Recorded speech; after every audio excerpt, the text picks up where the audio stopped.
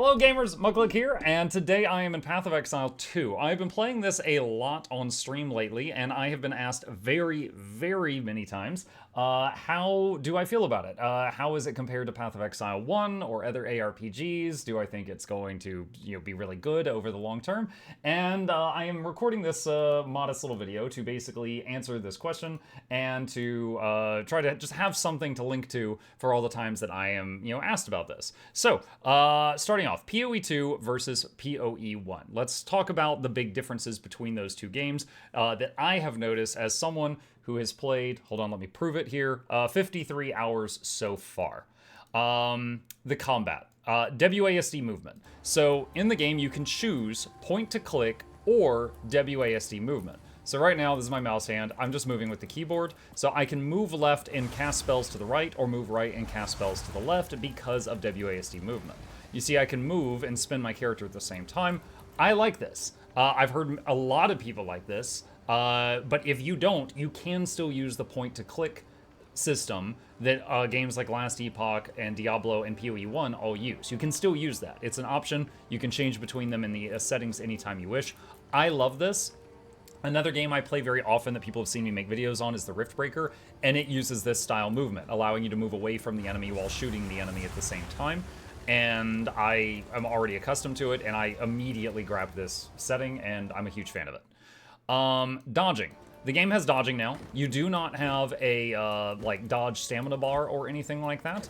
As you can see, it gives you, like, a fast movement and then a slow movement as you, like, climb back to your feet. So you don't typically want to spam dodge unless you're surrounded and you're panicking.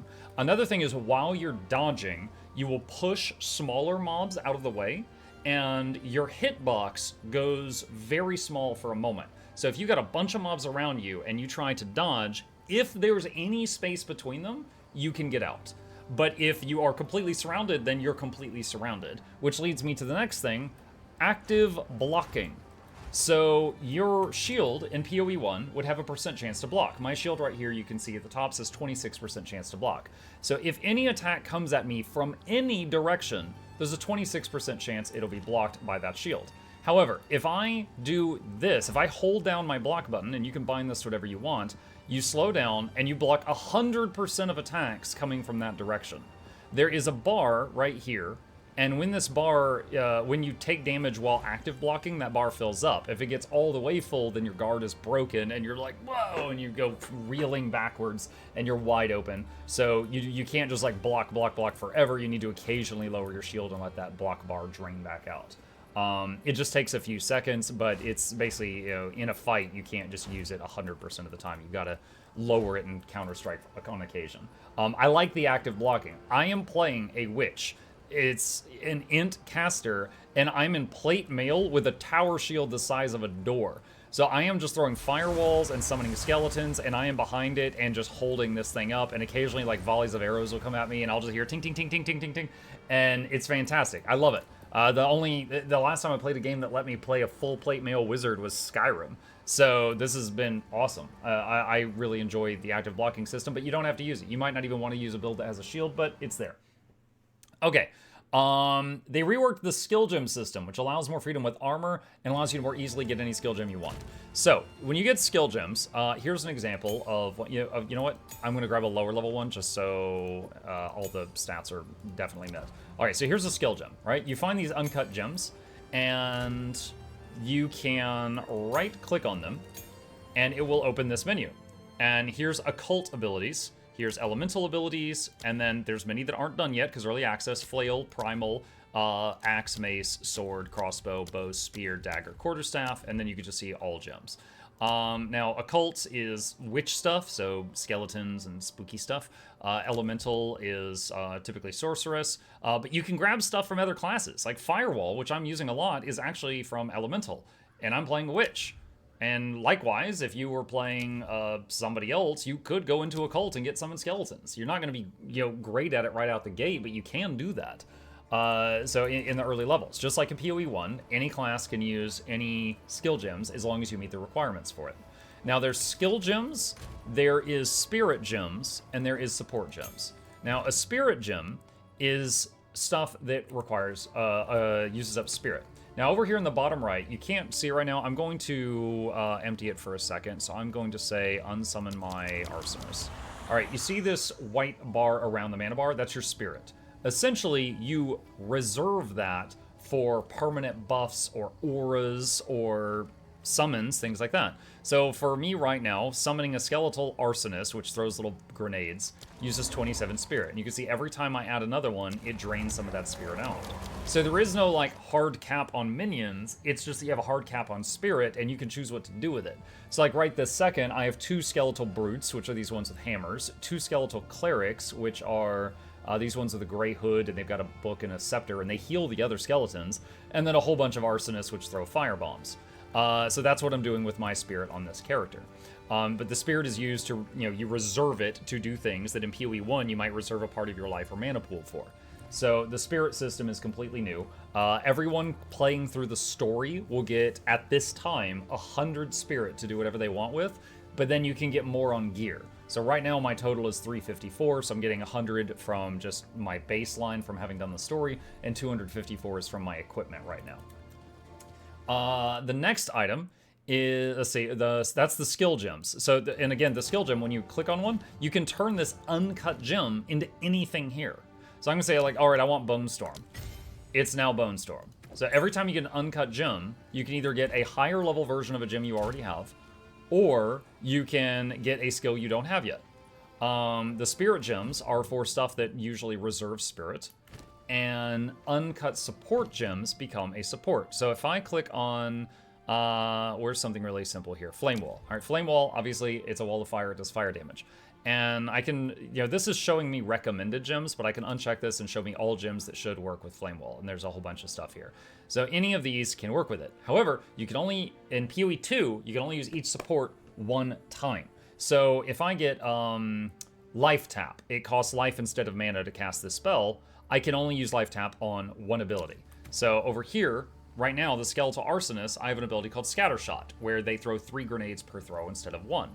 However, let's say, for example, if I was using the Skeletal Arsonist and I was also using Skeletal Snipers, which are like archers, I don't think I have them loaded right now, they both might like to use Scattershot, but I cannot use Scattershot on both of them. I can only have it on one of them at a time, because the Scattershot is unique. I can only have this on any one thing in here at a time. So that is different from the previous title, PoE 1. You cannot use the same support gem in multiple places. Let's see. I also mentioned more freedom with armor. So in PoE 1, your skill gems were plugged into sockets on your armor. So you might, in the early game, get a set of armor that has, I don't know, 4 or 5 sockets, and they're just the right colors. You got 2 blue sockets, a red socket, 2 green, whatever you need.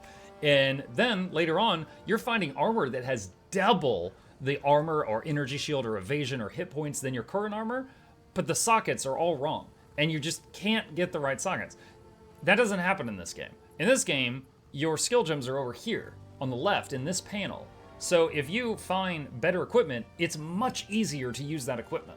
So in my opinion, that's better. Like, that system is just flat out an upgrade. I can much more easily switch out pieces of gear that I get that are better without having to worry about the sockets and stuff like that. Now, you might see these sockets right here. These are for runes, and you can see each of these is just giving me 12% cold resist. Very, very simple.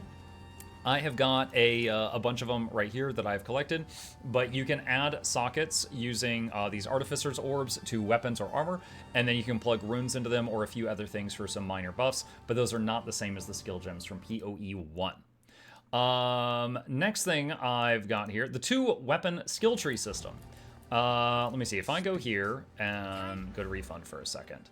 So I can say, okay, I want to refund this point. And then when I'm on weapon set 1, I want to have that. But when I'm on weapon set 2, I want to have that. You notice what I just did there? We just did a fork.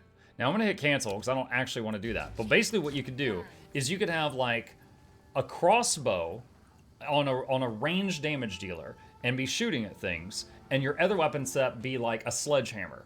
And then when things get too close, you hit like a seismic slam or something, and your character will pull out the sledgehammer, swap to your other skill tree, and stun everything around you, presumably with lots of skills that are good for sledgehammer. Or you could be a elementalist type character and have 2 staves on your back, one for when you're shooting lightning and one for when you're shooting fire. And one of those staves will use the skill tree that has lots of fire stuff, and the other will use the skill tree with lots of lightning stuff. That's very cool. Now, currently on my witch, I haven't made much use of that because if I swap weapons, my current weapon has a lot of spirit. So when I swap weapons, a lot of my summons just crumble to dust. So for me, on this specific character, it's been better to just focus on one. But you can do that. So essentially right here, I currently have 24, you could say split points, which means if I had 24 points to spend, or I could respec as you saw me doing just a second ago, that's 24 times I can turn 1 point into a fork. That's what that means. So that is the 2-weapon system. The game can be paused. So if I do this for a second, you notice that firewall is not expiring. The minions aren't moving. We're on the online game and it can be paused. This also, when you're fighting monsters, the game will attempt, if it loses connection to you, it will attempt to pause the game if it hasn't heard from you in 100 milliseconds. I have had boss fights where the boss was like, ah, and then I crashed because of early access. Not because of anything else, but just because the EA is kind of unstable. I got back in the game, and the boss had moved from here to here. And it paused. And I was like, oh my god, yes. And then, it's paused until you press a button. So I was like, okay, dodge. And I dodged, and then the hammer slammed down, it missed me, and we continued the fight.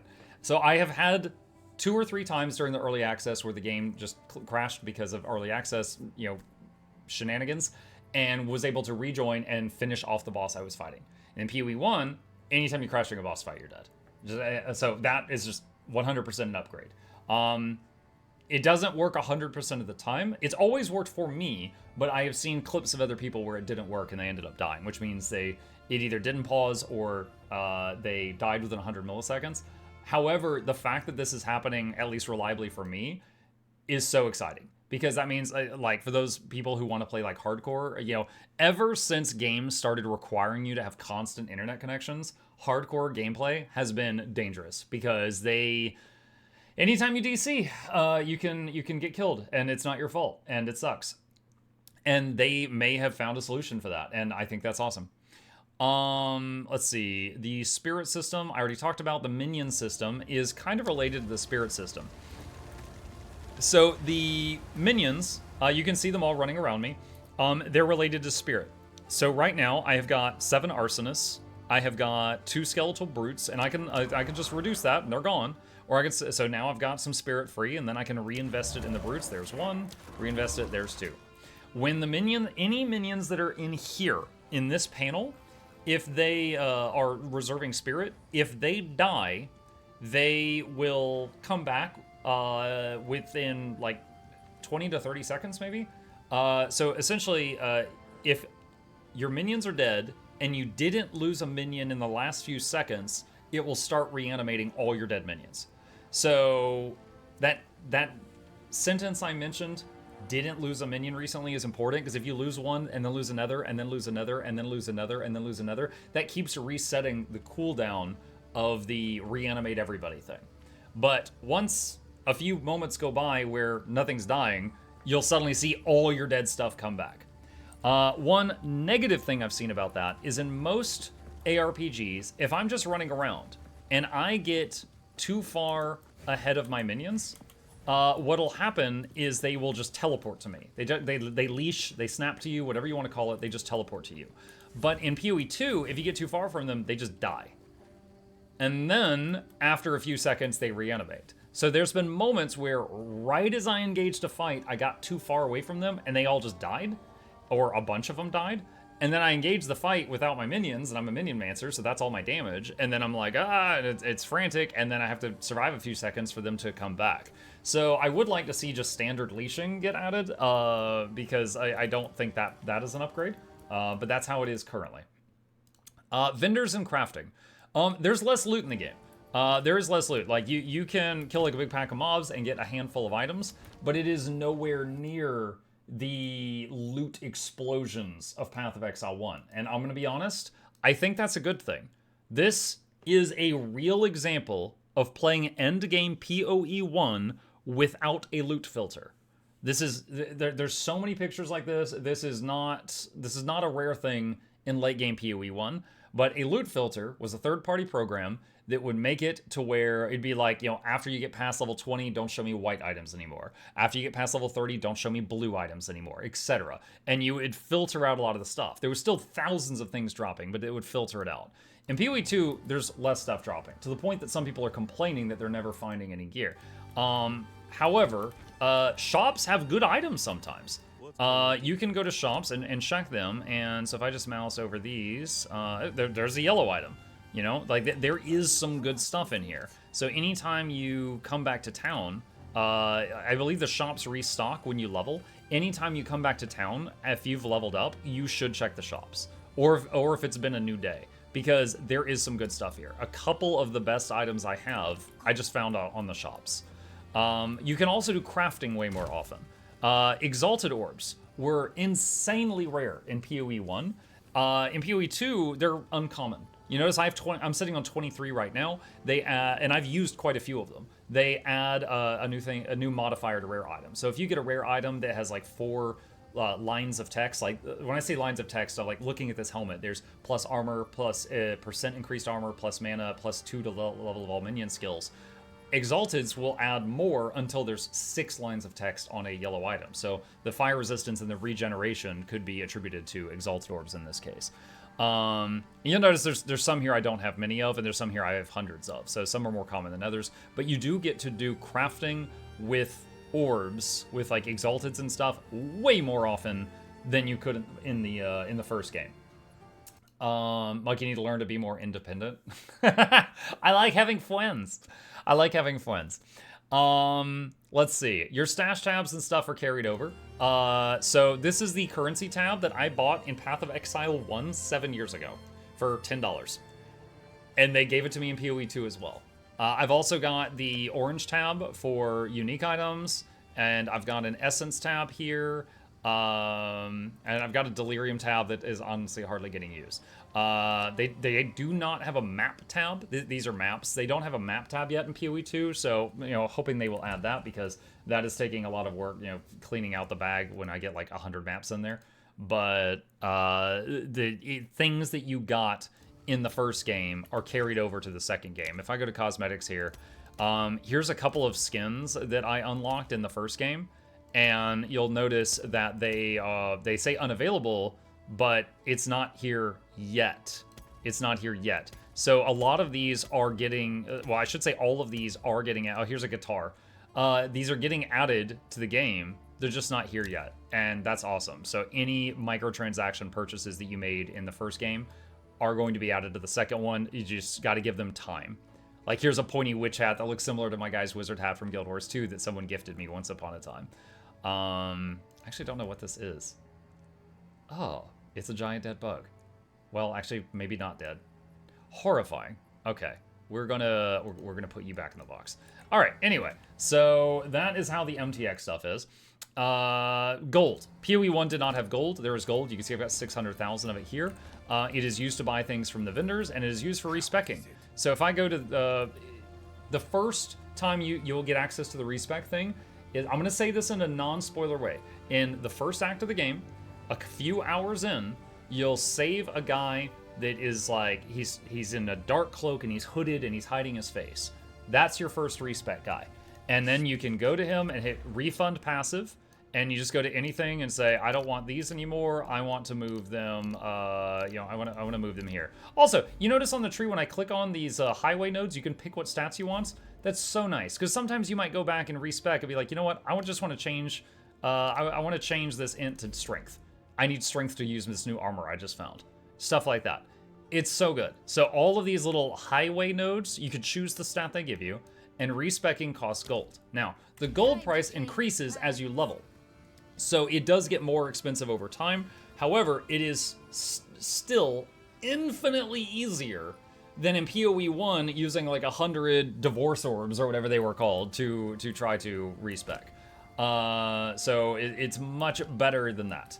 So, is it perfect? No. I know there are some people that were playing an endgame build, like an ice build, and then they were like, okay, in early access, ice build is too strong, so we have we've nerfed it, and then they could not afford to fully respec their build because it was too expensive, so they just rolled a new character. So it is not a perfect system, but I do believe it's infinitely better than it was. Scouring Orb, actually I think it was Orb of Regret. I think Scouring is what took all of the stats off an item. I just called it Divorce Orb to be funny.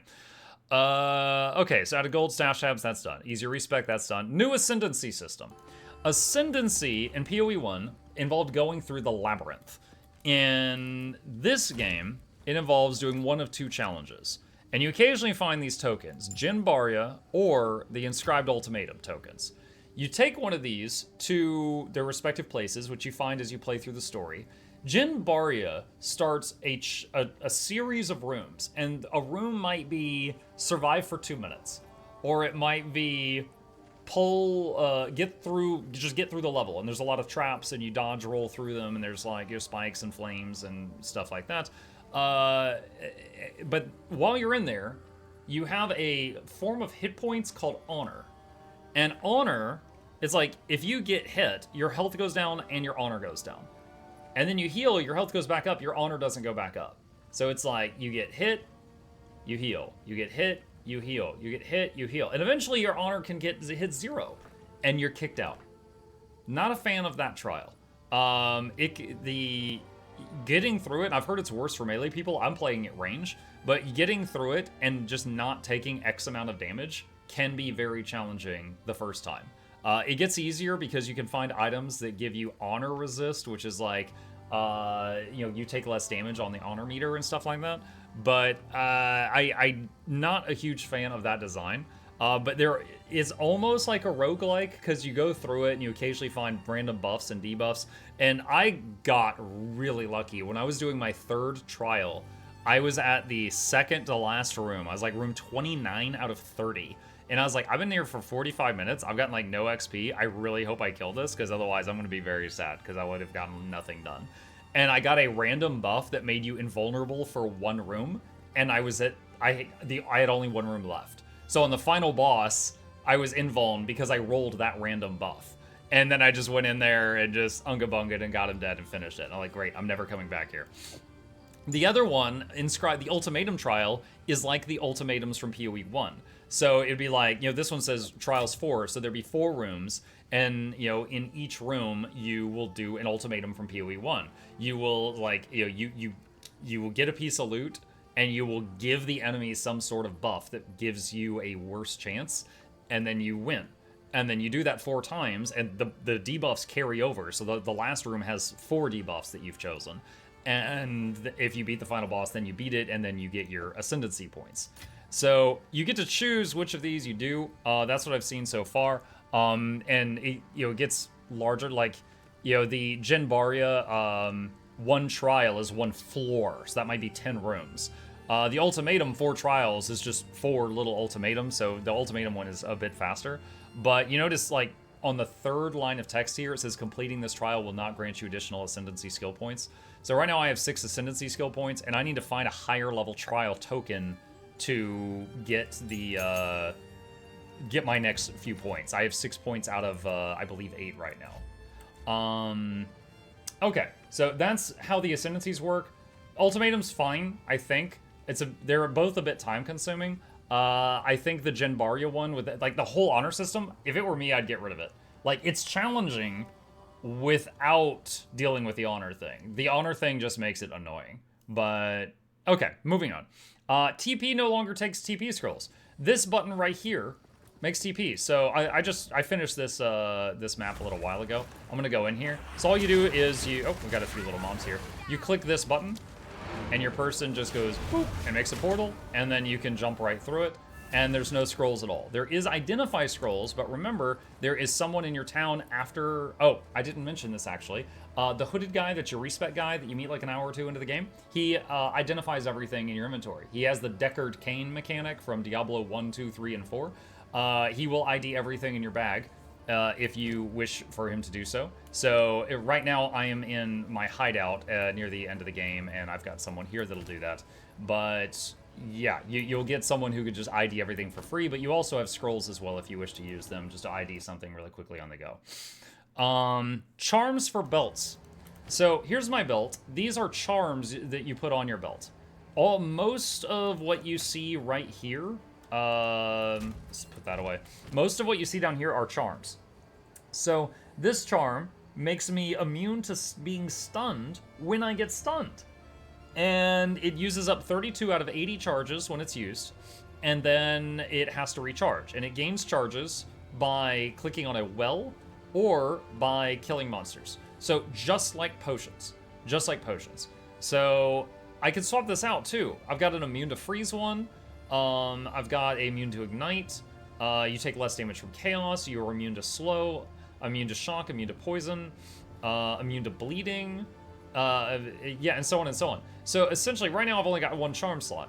But if something, I'm finding on a level and clearly everything there's using cold or fire or something, I can swap out that charm, and my chances significantly go up. And I think that's awesome. I love the charm system. I think it's great. Additionally, you can see that they can become magical, so they can get additional stuff on them. This one actually gains charge, a quarter of a charge every second. So even if you're in like a long boss fight and you don't have like monsters to kill to recharge the thing, it is slowly recharging on its own. That's pretty cool. But yeah, the charm system, I'm a fan of it. You can clearly eventually get 3 charms. I have not found anything above 1 charm, and I am currently level 76. So I don't know when that happens or if that's even an EA, but that's where I'm at right now. So that's charms. Potions. Down here, I'm going to turn my camera off for a second behind me. There is only 2 potions. In PoE 1, there were 5. No more potion piano. You have a health potion and a mana potion, which can also be seen up here in your back. And they have way more charges than the first game. So like, I can, maybe take like 10? Yeah, I can take 10 drinks from this mana potion before it runs out. And it refills, again, by clicking on a well or by killing monsters. So that's it. It's much simpler. You're not doing the potion piano anymore. I think that's good. I don't miss that. Let's see. Map system. So the end game map system, and I've been avoiding talking about the story so I didn't spoil people that cared about that, but when you finish the story, you get to the end game map system. Now, eventually there's going to be 6 acts. 1, 2, 3, 4, 5, 6.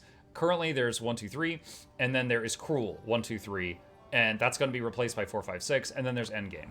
And Endgame looks like this. You start, and the map is different for different people. I think my game just crashed. Oh, early access. Never change. Hang on just a second. Well, I can keep talking while that's thinking. The map is different for different people. I'm going to be relaunching the game here just a second. So it doesn't look the same for everyone, but essentially there are those little dots that were on that map that you use to move around. And basically when you click on, like if you're in the middle and you click on the next dot, you put a map into it, and then you load in there, and then you do that map. And then if you do it successfully, it checks it off on the big map, and then you can move to the next dot. So kind of like a connect the dots things, but each dot is a map. And if we get back in here in just a minute, I will show that again. Let me just run over here to the map device, because it opens the same menu. Okay, so... Alright, this little home building is where we started. Greens are ones I've done. Blues are ones I can do now because they're connected to one I've already done. So I could like go there and just throw a map in there and it would open. And it keeps going. And you can see on some of them there's icons. And it's like, okay, well, what do these icons mean? Okay, so there's a legend up here. That purple hand that's like this is Breach. PoE 1 players will remember Breach. And then the second symbol is Delirium, and the third symbol is Ritual. So all of those things, mechanics from PoE 1, are in there. Additionally, this big fortress looking thing, if I click on there, I don't need a map and it takes me there right away. It's like level 80. I've heard that that's like some of the toughest stuff in the game.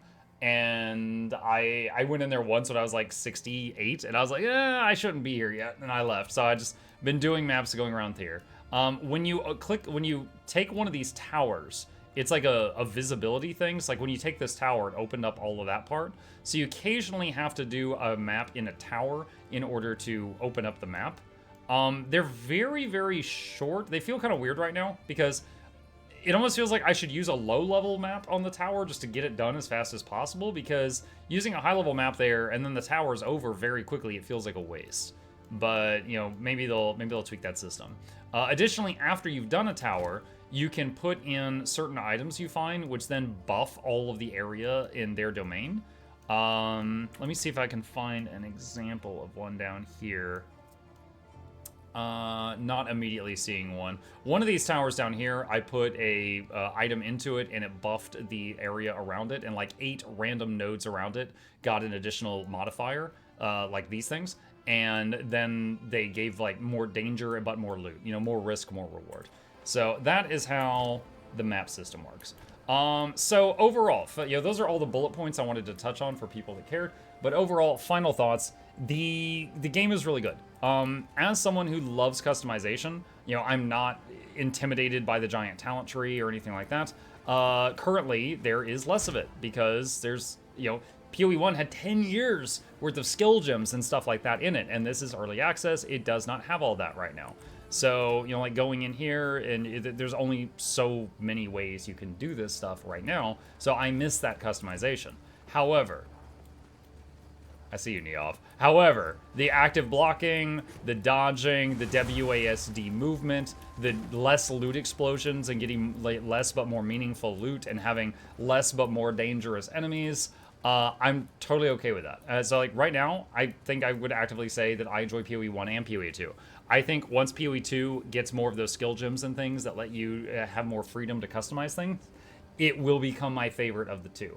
Still enjoy it greatly, and if you are thinking about, and you're like, oh, well, I've played PoE 1, would I enjoy PoE 2? I think you probably would. If you've never played PoE 1 and you felt like you were too late to get into it, which is silly, by the way, and you're like, maybe I should try PoE 2, you absolutely could. Just know that, you know, it is a game where occasionally the boss pops you, okay? Just know that that happens and learn from it. You know, this is somewhat embarrassing. My first death was at level 2 in this, and I have 1,700 hours in Path of Exile. There was a little dungeon right outside of town, and I went in there, and the final boss of it was this big worm, and he had an attack that I failed to dodge, and it killed me in 1 hit from full health. And I'm like, okay, when he glows green, I need to dodge. Went back, killed him on the next attempt. So some of the monsters, even in the early game, will have like one move that's, you know, pretty choreographed, and if you fail to avoid it, it freaking hurts. It really hurts. So, you know, the best defense is to not get hit. You know, you can, you know, get a big shield like I did, you can get a lot of armor, get energy shield, whatever, but it really, really helps if you just get out of the way. You failed the mechanic, I failed the mechanic. So yeah, that's my thoughts on PoE 2 and how it is compared to PoE 1. And again, just wanted to make this video because I've been getting asked that question a lot on stream, and now I have something to point people to. And if you've got your own thoughts on it, any questions, problems, thoughts, concerns, put them in the comment section down below, and I'll fight you there.